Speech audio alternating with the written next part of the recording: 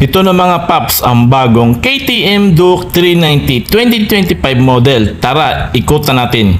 Unang tingin pa lang, ramdam mo ang bagong aggressive na styling. Mas matapang, mas modernong look. Full LED headlight with DRLS, linaw kahit gabi, astig kahit tanghali. Ito ang comparison ng old model ng Duke 390 at yung new model. Siyempre, ang puso ng Duke 390 VOHC engine may 44 horsepower, liquid cooled at ride-by-wire na. Parisan pa natin ang 6-speed gearbox with quick shifter, smooth shifting, walang sabit kahit hataw.